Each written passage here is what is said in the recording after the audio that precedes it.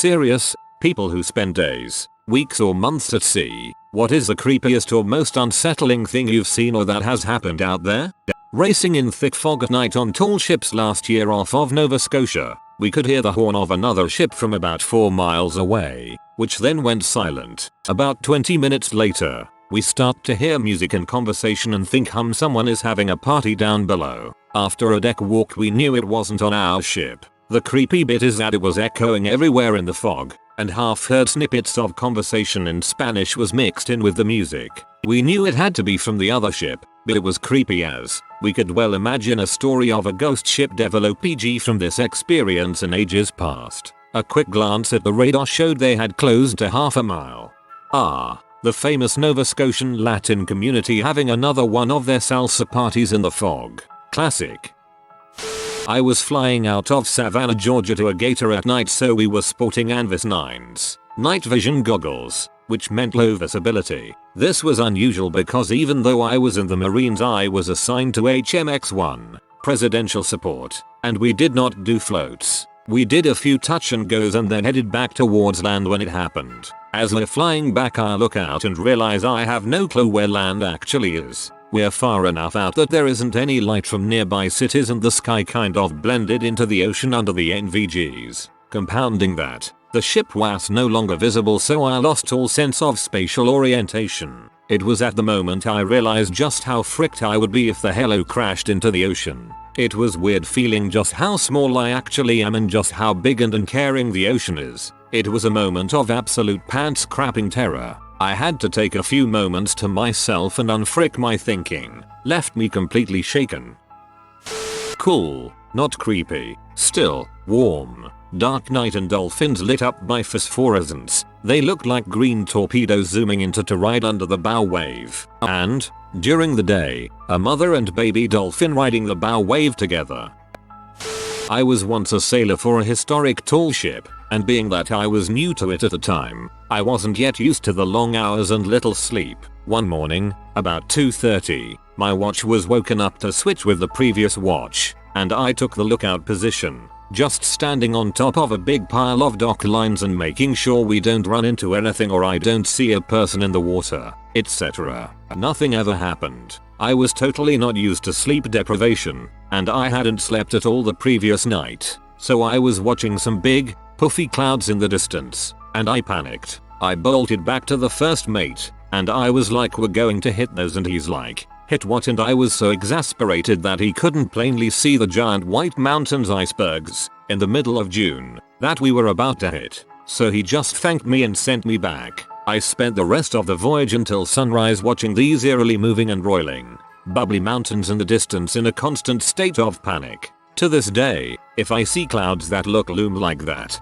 I have a subconscious anxiety reaction before I'll laugh at myself. So not unsettling in the normal sense of I saw something almost paranormal, but to my brain, those clouds were the most unsettling thing I've ever been careening right towards at the ripe speed of 8 knots. I have been racing ships for a while. There was a guy in our ship that was doing the night shift. He was there for a lot of time because nobody wanted to wake up. He looked at the compass for so many hours that he said that the directions of the compass started to convert into demons and tried to convert him into jumping into the sea. There is something really creepy about nighttime. Nobody will openly speak about it unless they are drunk, but a lot of people, including me, had almost jumped into the sea at night. Even if you know that you will 100% die, you just want to jump into the sea. There is something that pushes you to jump. I witnessed a polar bear torture a small seal cub for 3 hours before it got too dark to see them. The seal cub was still alive.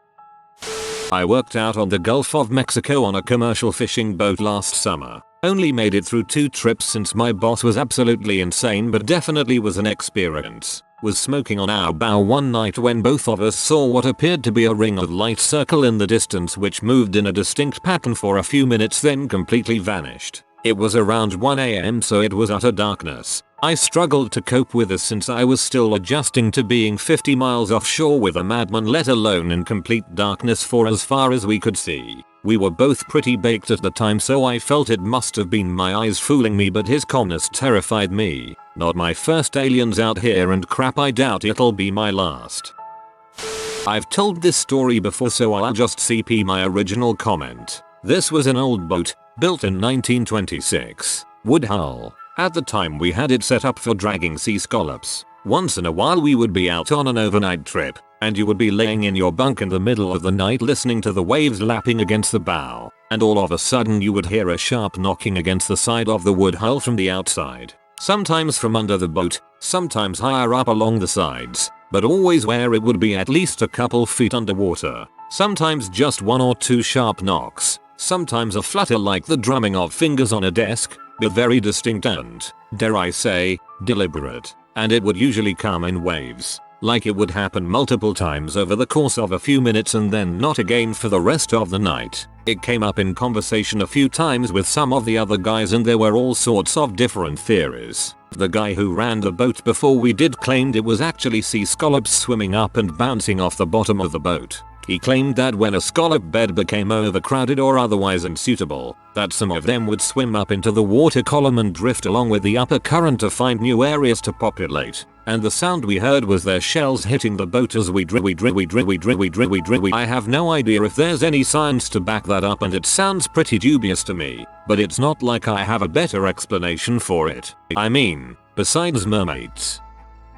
My husband and I have spent weeks at a time out at sea on a 37 feet yacht. One of you has to be awake at all times to watch for things such as being on a collision course with another boat and whatnot. We would take turns making each other coffee at night when one would change watch, and one night we both started to talk about this little man that we would both independently hallucinate. Had no idea that he saw him too. Always sitting in the same place. Always doing the same thing. I get chills thinking about it even now. We still talk about him. I think he was a long lost sea homie keeping an eye out for us. Also, we were stuck out at sea during a Cat 3 hurricane even though we had checked multiple weather reports. After being stuck at sea for 3 days at this point, it was supposed to be a simple overnight sail from Isle de Raves to Bonaire. You are not going to pick up a mooring ball, drop an anchor or tie yourself to any dock in winds and surge like that. So out to sea with us. When we were finally making our way inland, I kept feeling someone watching me even though we were nowhere near anyone. I kept turning around feeling this presence, and finally, I see the whale that had been cruising alongside us. She came right up to us, made direct eye contact with me, I was on the helm, and then swam with us for about another 2 miles or so. Happy ending. But after the storm and that creepy feeling of something watching you, I was like, frick this. The worst thing ever was a rogue wave. I was on a submarine and we were in Portsmouth, England when we got word we had to pull out early to get ahead of a particularly nasty storm. Well, any Atlantic sailor can tell you the English Channel is a pretty rough body of water. Maybe not as bad as the Cape, but easily just as bad as the Barents. Anyway, the storm caught us right in the middle of offloading, chucking overboard some eggs we got word had salmonella. Real quick, I need to state that although I had been in the Navy for 4 years, this was my first sea command and I had been on board a grand total of 2 weeks. Again, we were deep sixing, sailor for chucking crap into the deep. Hundreds of these eggs, and I was lucky enough to be topside helping was sort of in the hatch, so I didn't need a harness, but the guy doing the chucking was just above me. It started as black clouds rolling over us, then a light sprinkle. 2 minutes later it was sheets of torrential rain and wind and waves all over. I was soaked to the bone. The sail of the submarine, the tall bit on top, is at least 10 meters out of the water and was still catching spray from these waves. Then all at once everyone was screaming. If you don't know, a storm at sea is really loud, like rock concert loud. So you have to yell, but this was everyone and something was off. I peeked up over the port, left side and saw in a flash of lightning the rogue wave. A wall of water easily 4 or 5 meters higher than my point of view. I mean, this thing spanned from horizon to horizon, or at least it seemed so in the brief moment I saw it. Then I finally heard what they were saying. Brace. I had maybe 2 seconds to grab something. I passed the call down and then it hit us. The ship listed at least 30 degrees and water just poured down the hatch I was 50% in out of. The force was staggering and I held fast with arms and legs for all I was worth. The creepiest part was how the sound disappeared. It was as loud as a 10-foot fan and then it sounded like jumping in a pool, then silence. It seemed like a lifetime. I'm sure it was only 2-4 seconds. There was a brief pull and then we were back in the heart of the storm again. We took on some absurd amount of water that I don't remember. It was something a bit more than our largest ballast tank. Imagine turning on a faucet 4 feet in diameter. The guy below me somehow lost his shirt during all this and that was it. We kept hoarding the eggs and then I went to bed with salt still in my hair because I was supposed to be back on watch in 5 hours. Gotta admit that's scary. I was on a Mediterranean cruise a few years ago. Nothing really creepy happened except on the last night. I was in bed at around 10 o'clock when suddenly I heard a loud crash from the deck above. Some rapid footsteps and a man shouting something in Italian. I was pretty freaked out, but I thought nothing of it until the next day at breakfast when the captain announced that somebody had gotten seriously ill and started running around the hallways. For some reason. Apparently the person had to be taken off the boat and was sailed to land because they were so sick, though I don't know how true this is. My grandfather was a sailor and he has a lot of weird stories, please forgive my bad English. Once he saw a UFO coming out of the ocean and flying to land. This other time he heard the voice of a woman. There were no women aboard. Coming from outside the boat, when he went to see who was talking he just saw a splash in the ocean like something was swimming fast. There was a story related to a voodoo doll but he doesn't want to tell that story because he says it's cursed. Once they found some weird fruit that looked like a yellow concrete stone. That's my grandfather's description of the fruit. Floating around. They took it and feed some pig pet they had back on the port. And the next day the pig had no butthole. That's all I remember now. For your information he also admitted doing a lot of pot which may explain everything lol. That pig story. Just what?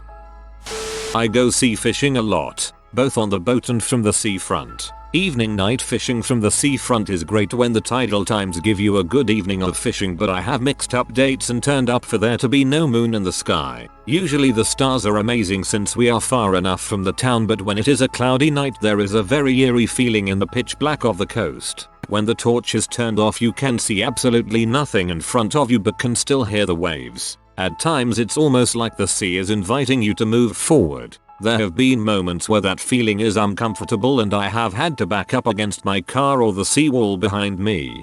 You're the second person to mention the drawing in and having to back against something as a result. I feel compelled to experience this even though it's eerie. I did a cruise as a trainee crew hand when I was 18. It was a 3-mast new old brig ship.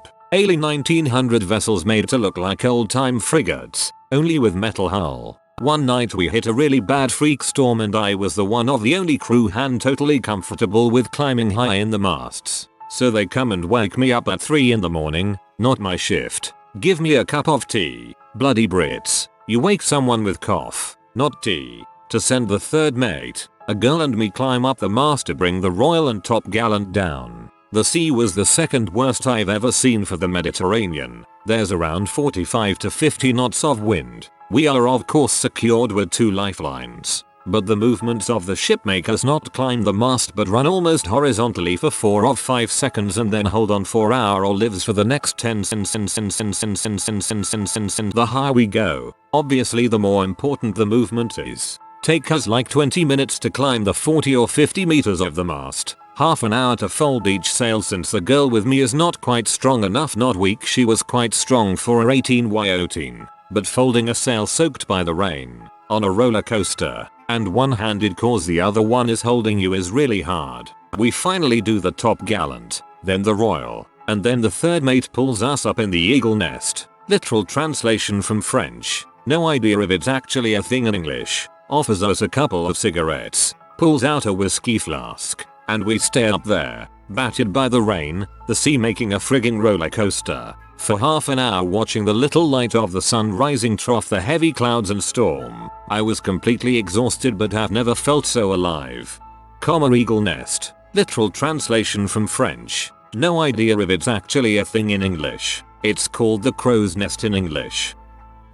Best, seeing bioluminescence light up the water in the middle of the Pacific Ocean in the pitch black night with no land for hundreds of miles around. I stood at lookout at the bow of a 40-meter 10-sail brigantine vessel at 3 AM and watched a pod of 20 dolphins playing under our bow, glowing like neon under a black light. Scariest, Not actually while we were out at sea, but we were docked at a tiny South Pacific island and a cyclone came through. We tied off to an anchor line a couple hundred yards out to steady the boat, but we were broadsided into the pier by massive winds. The line snapped, and the bumpers between the ship and the pier ripped and shredded. The force of the stone pier directly on the boat immediately caved in the hull at a section towards the bow. This was at about 4 AM and we had to try to force back up bumpers between us and the pier when the waves would roll us off briefly, and brace the hull using 2x4s and whatever scrap metal we could find. This was all in the middle of the driving wind and rain of a cyclone. We were very lucky to not take on water and somehow made it through the night with the integrity of the shop still intact. This didn't happen to me, but I remember my uncle telling me this story. So my uncle was out at sea with his crew on a supplies boat, when all of a sudden the alarm rang that meant that there was a possible pirate attack. So they all went to the area that they were supposed to go during a pirate attack. But the captain of the boat grabs my uncle and asks him where his crewmate was. My uncle then had to run through the boat looking for his friend while the pirate alarm was going off in his ears. My uncle finally found him in his room with his headphones on and they went back to the meeting spot. They found out later that the pirates didn't see they or didn't care enough to attack them. Not too much action, but it must have been scary for him. We weren't in open ocean, but the French Navy Army or whatever came over to us in a motorboat and asked us to move away from the land a bit more since they were shooting in our direction as a training exercise.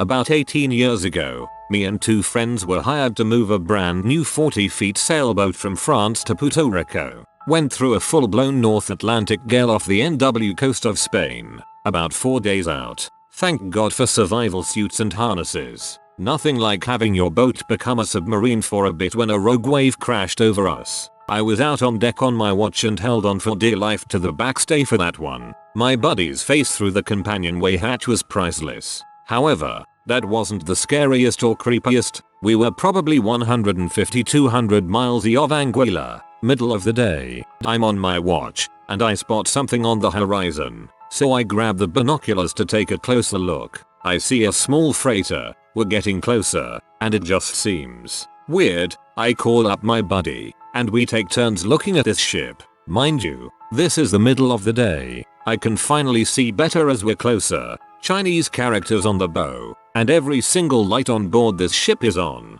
In the middle of the day, there's no one on deck. There is nothing coming out of the stack, and it's not making way. It's just drifting there. We tried to hail them, and got no response over the VHF. My buddy and I look at each other, and we just change course and noped the frick out of there. Definitely didn't want to investigate that one.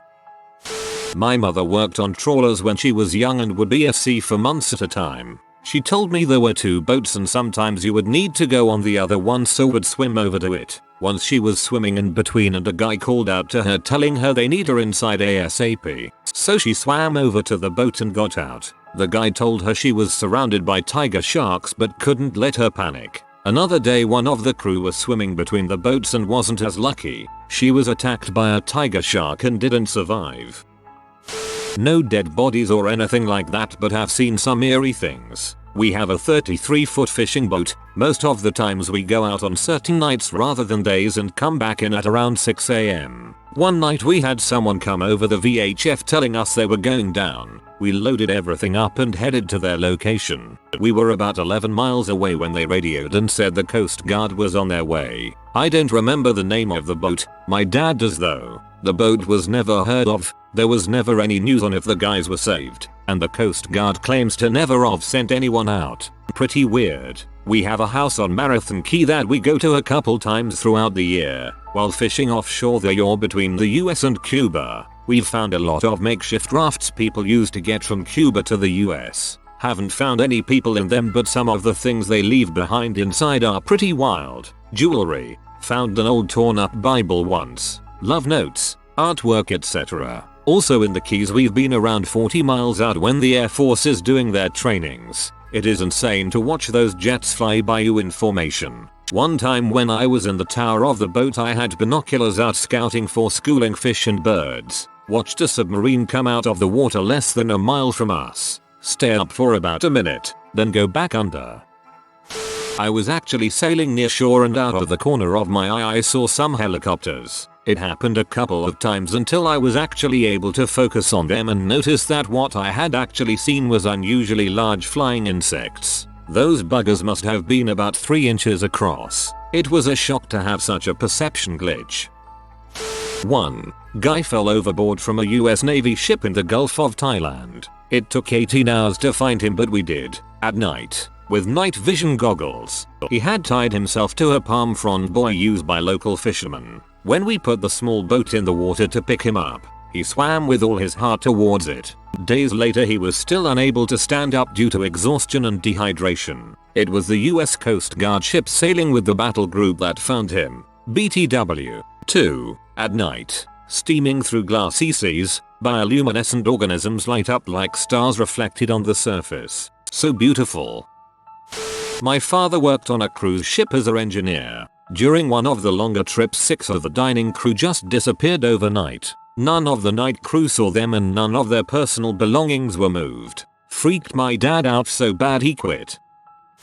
Kind of an off one because I was docked. Grandpa and I had a boat, about 28 feet long I think, with a cabin, sleeping quarters. We would spend days out fishing, crabbing around the islands near Ketchikan. One night we docked on an island that was only about 3 miles wide and had a trail on it that went to the other side. I guess a Girl Scout camp was there. Bears were everywhere. But before we left on this particular boat fishing expedition I visited my grandfather's neighbor, who was very excited about and kind of obsessed with Bigfoot. He says he had been camping a long time ago with some buddies. That night around the campfire they heard something beating a log against a tree, just out of view. So they went to bed. He was first up and describes what he says he saw. A Bigfoot. So here we are, docked on this small island and I'm laying there actually trying to sleep on the dock. There was power to a light. I have no idea where they were running the power from there. This island was pretty far from the city of Ketchikan, and the light abruptly ended at the tree line. Before I can fall asleep very loud tree knocks exactly like this guy described started happening. It freaked me the heck out. I went into the boat and slept on the wet floor. This was a very long time before that Bigfoot Hunters show came out, so when they too talked about tree knocks the hair on the back of my neck raises up. Coming back from deployment we had to turn around and haul butt the opposite direction because we received an EPIB, an emergency beacon, signal from maybe about 100 miles away and were the closest ship that could help. When we got to the boat that sent the signal, we saw that it was an overcrowded ferry of people trying to escape Syria into Italy, I think. They tried to get us to take their babies and small children, but we couldn't do that. It was awkward, but all we could really do was give them bottles of water and any food we could spare. Basically potato chips and stuff that goes into our vending machine, and wish them luck. It was pretty heartbreaking and makes you realize that there are real people with families that are right in the middle of all the crap we hear about on the news. When I was in the Navy, we were conserving power for a bit in a waiting station in the Atlantic. Basically, we were drifting. At one point, I looked outside and I couldn't see the horizon. It was completely overcast and the ocean was completely still. No waves, no ripples, nothing. I looked down and could see the ship's reflection, but nothing beyond that. It was creepy. It felt like I was in a game simulation waiting for the scene to load or something. I was sailing back across the English Channel, as part of a 2-person crew, to the UK, having stopped in Guernsey and Jersey after spending 2 weeks hopping from port to port in Brittany. It was my turn to watch out for, while the skipper rests below, sea lane shipping, triangulating positions of ships every few minutes. Naturally after a while I needed to take a leak off the stern, which when in heavy duty waterproofs it's not such a quick and easy process. So I got in the sweet spot position of ready to spray, and no joke, as soon as I start, a French customs helicopter buzzed in out of nowhere hovering behind our boat, causing me to tumble on my ass and painfully keep the stream from ruining my day further. I'm going with unsettling, but explained. I'm in the Navy, and we often see bioluminescent plankton at sea. It is a type of plankton that glows when it is stirred up by bigger waves or the wake of the ship. I remember a particular night with the right combination of darkness, waves, and plankton that made each wave glow. Even though I understood what was going on, looking out at the night and the waves of light gave a weird sort of vertigo or hypnosis. This isn't really related to the question, but it's still kinda cool and scary. My father's friend was fishing near the coast of Norway. They were just doing their thing when all of a sudden they hear a load crash, scratching and wailing, and after a few seconds the captain made everyone go on the rafts, but only a few people made it as the ship was sinking. The men on the raft saw a bright light on a military submarine surface and then went back underwater. It took 4 hours for help to arrive. Isn't crazy that a submarine crashed into a trawler, then just went away? Half the sky pitch black with stars while the other half is illuminated by the rising sun. Unsettling just because it felt impossible for night and day to be in the same sky so distinctly at the same time.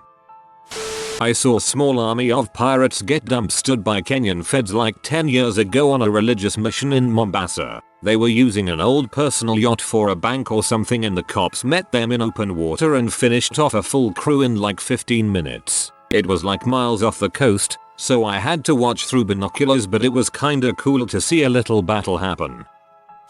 My aunt told me about how while kayaking the Mississippi she started hallucinating. There was a boy in her boat talking to her, buildings full of ducks in the middle of nowhere, etc.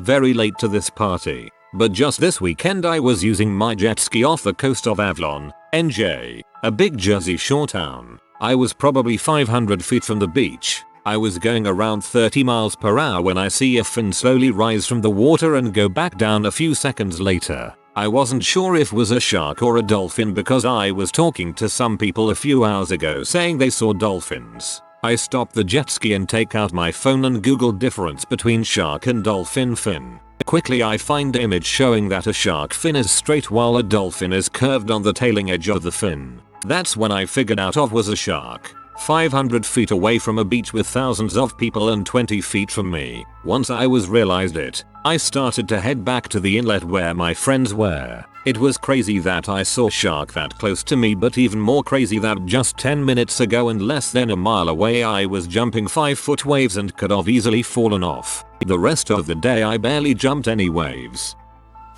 Sailing on a tall ship on the Atlantic during heavy winds. I was standing aft and watched the bowsprit submerged when we went over a wave, while a group was working on the foredeck. They all got wet feet and the captain closed the foredeck after that. The same wind later that day made it impossible to hold course while it was my shift at the helm. We had to turn around and wait out the wind in a bay. Totally ruined my ship's steering experience. This cruise made me go to business school instead of the merchant marine school. I loved every second of it, but unless you're an officer, you're mainly doing manual labor, painting, scrapping paint and painting again. Also, not seeing the family for months at end is not my calling. It's a nice life, just not for me. A friend of mine's dad used to work on one of those deadliest catch type boats. Apparently, he worked with a murderer for some months and only heard about it after. Still waiting to reread the story of the guy who anchored up on an old, dilapidated port only to be met with people he described as Neanderthals. I read it on one of these posts a year or so ago and can't for the life of me find it again. If you are new to the channel, you can subscribe. I publish new videos every day. Until then, check another video.